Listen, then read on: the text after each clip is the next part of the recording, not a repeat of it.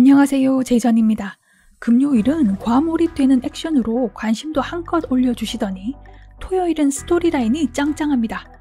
이번 회에 과거와 현재를 오가며 아주 많은 내용들이 커버가 되었죠. 복잡한 내용 시간 순으로 잠깐 보고 시작해볼까 합니다. 1회에서 한지혁 요원 송환 브리핑 중에 흑양팀의 운영 이유와 해외 임무 활동 내역이 나와요. 흑양팀은 적에 의한 피해 발생 시 추적, 보복 작전을 수행하는 해외정보국 산하 비인가 TF팀이라는 거. 그리고 이번 사회 이야기의 발단은 2012년 7월 시리아 활동에서부터인 듯합니다. 북의 재래식 무기 밀매 조직 선멸작전을 수행했다는 흑양팀과 하동규 그리고 최일락. 누군가가 정보비를 가로챘고 그로 인해 도청장치 설치를 자원한 민병대원 아이는 고문을 당했지만 배후를 불지 않았고 그 보복을 한 최과장과 한지혁. 망가진 최과장의 다리와 민병대 아이가 죽으면서 남긴 단어. 아무래도 여기 연관된 북한 무기 밀매 조직이 백모사 쪽이지 않을까 싶은데요. 그의 손에 난 상처 어쩌면 이때 생긴 건 아닐지 살짝쿵 예상해봅니다. 그들의 악연은 그때부터였을지도 모르겠네요. 그리고 2014년 1월 중국 단둥에서 수행한 북한산 마약 밀매 조직 선멸작전과 2014년 7월 김동완 과장의 살해와 요원들의 연쇄적 살해, 그로 인해 예상해보는 요원 명단 유출. 그렇게 흑양팀이 불공 프로젝트에 투입이 되고 거기서부터 김동완 과장의 정보원이었던 이춘길과 만나죠.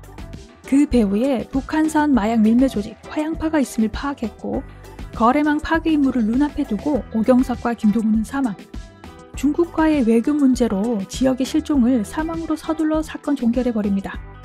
하지만 지역의 실종과 함께 해외 파트 요원들의 명단이 유출되었고 대북 공작 라인이 날아가 버렸다는 피해 금요일 사건이 발생하여 국내 파트의 민간인 사찰 사건이 흐지부지 종결되죠.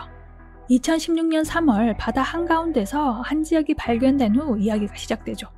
어쩌면 이윈한 차장의 말처럼 그 뒤탈 없이 쳐낸 자가 한지혁이 아니었을까 싶은데요. 요원들의 명단 유출 사건의 종영과 민간인 사찰 사건의 종영을 가져왔으니 말이죠. 그럼 진짜 시작해볼까요? 이미 3회에서 이춘길이 건네준 첫 번째 기억의 조각으로 지역은 내부에 적이 있음을 확신하게 된다. 그리고 죽은 동료 김동욱, 오경석 둘 중에 그들의 정보를 흘린 이가 있다는 것. 춘길이 죽기 전 마지막으로 지역에게 전한 메시지는 지역의 실종 후 국정원으로 SOS를 보냈지만 약속 장소에는 킬러들이 그들을 기다리고 있었다는 거. 한선택이 준 번호로 연락했었어. 하지만 약속 장소에 나온 건 다른 사람들이었어. 날 죽이러. 그리고 지역의 동료들을 죽였다던 확모술의 거짓말까지. 그렇다면 비상연락을 받은 이를 찾아야 하는데 그때 1년 전 1급 기밀 자료들이 해킹을 당했다. 민간인 사찰 사건 자료들까지 데이터가 지워졌다. 뭐? 이럴 리가 없는데. 기록이 없다. 뭐? 기록이 없다는 게 무슨 뜻이야? 누가 비상연락을 받았는지 기록이 없다고. 이 보니까 데이터가 지하지가 있네. 네가 말한다 그 부분만. 야이씨, 사고 터지는 것 같다. 나중에 연락할게.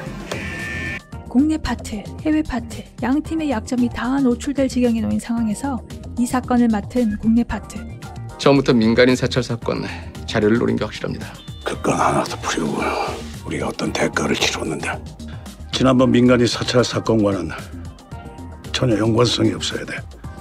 혹시라도 문제가 생기면은 뒤탈 없이 쳐낼 수 있어야 되니까. 들어와. 부르셨습니까? 그때 들어오는 서수연. 이윈한 차장은 여차하면 쓰고 버릴 인물로 수연을 골랐다. 상황이 그리 좋은 것만은 아니야. 잘못하다 우리가 역으로 당할 수도 있어. 이번에 유출된 자료 중엔 저쪽으로 절대 넘어가서는 안 되는 것도 포함되어 있어. 누구 하나는 쓰러져야 끝날 거야. 우리가 먼저 손에 넣어야 돼. 무슨 수를 써서라도. 이건 뭐 국정원 내에서 해외 파트와 국내 파트가 서로 싸우는 격이니 파국이 벌써 예상됩니다. 1년 전 죽은 최일락 과장의 노트북으로 해킹을 당한 국정원. 범인은 그의 아들 최상균이었다. 기술개발국에서 자체 개발한 MPK라는 해킹 프로그램에 관여되었던 최일락 과장의 자살. 느낌은 국내 파트의 민간인 사찰건을 뒤집어쓰고 죽은 느낌이 스멀스멀 피어나죠. 자신을 조여오는 국정원의 추격을 알면서도 한지혁을 만나려 했고 아버지의 노트북에서 한지혁을 봤다는 상규. 한지혁 맞죠? 날 알아? 기억 안 나세요? 그때 그때 약속했던 거? 1년 전 이맘때 선양에서 우리 아빠 지켜주겠다고 약속했으면서. 그가 알고 싶은 것은 자신의 아버지를 죽음에 이르게 한 이유였지만 기억이 지워진 지역은 알 수가 없다. 단둥에서 국정원 쪽으로 보낸 비상연락을 받은 이를 찾던 중에 돌아가셨다는 최일락 과장, 그리고 그들이 주고받은 마지막 단어라며 보여주는 쪽지. 상균의 사건을 담당하게 된 수연은 지역의 개입이 거슬리고 다시 말하는데 이번 일에 더 이상 끼어들 생각하지 마. 앞으로는 이렇게 경고로 끝나지 않을 테니까. 동균에게서 듣게 되는 그녀가 전출을 신청한 날. 뭐야 이건? 지금까지 빼돌린 특활비 내역입니다. 앞으로 다시는 현장 문체가 얼씬거리지도 마십시오. 너 수연이게 궁금하지 않냐? 국내 파트에 어떻게 가게 된 건지. 걔가 전출 신청을 한 거야, 지송으로 직접. 1년 전에 단둥에서 네가 실종되기 딱 이틀 전이었어. 지역이 실종되기 이틀 전이었다. 그리고 흑양이 투입되기 전 중국에서 살해당한 김동환과 헤이팀은 도차장이 지시한 작전을 수행 중이었다는데 무언가 숨기고 있는 도차장까지. 선양에서 있었던 사건 말이야. 도차장님이 아무래도 뭔가 숨기고 있는 것 같아. 그 관련 자료가 1급 기밀문서로 봉인되었었는데 그 자료가 유출되었다. 피로는 해외 파트와 국내 파트의 파워게임이 염려스럽다. 좋든 싫든 간에 국내 파트하고 해외 파트는 어쨌든 우리 조직을 지탱하는 두 축이야.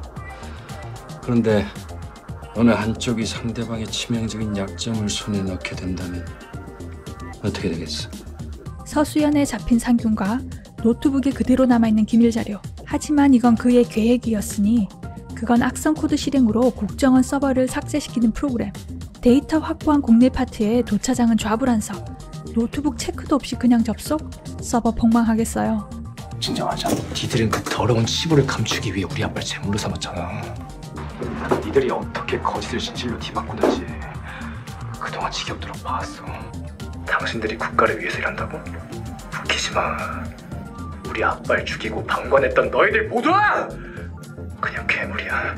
그렇게 상윤은 지역을 다시 찾고 그때 답을 듣지 못했어요. 정보비를 가로챈 동균으로 인해 날아가 버린 정보라인. 실패한 작전. 고문을 당하면서도 자신들을 도운 사실을 이야기하지 않은 아이를 위해 보복을 택한 최 과장과 지역.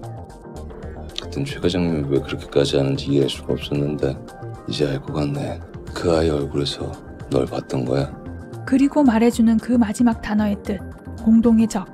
시리아에서 그 아이가 했던 마지막 말. 네가 복수해야 될 대상은 우리 조직 전체가 아니야. 단지 여기 어딘가에 숨어있는 쥐새끼일 뿐이지. 그러니까 네가 하려는 그 복수 이제 그만 나한테 넘겨. 어차피 나는 너와 같은 적을 쫓고 있으니까. 그렇게 데이터 삭제를 막은 지역과 이 내용을 듣고 있는 서수연. 그녀는 취조실을 나가면서 녹음기를 숨겼고 그 내용을 듣는 그녀의 표정에 그 쥐새끼가 수연은 아닌가 하는 생각이 들 때쯤 상윤으로 인해 알게 되는 사실. 단둥에서 비상연락을 마지막으로 받은 사람은 서수연이었다. 노트북 메신저에 아빠가 그 사람을 찾았던 내용이 있었어요. 단둥에서 온 비상연락을 마지막으로 받았던 사람이요. 그 사람 이름이 서수연이라고 했어요. 오해에서 펼쳐질 듯한 서수연의 이야기가 무척 궁금한데요. 추리력을 극도로 끌어올려 봐도 짐작이 가질 않는군요. 그렇다면 해답은 검은 태양 쭉 정주행하면 되는 거죠.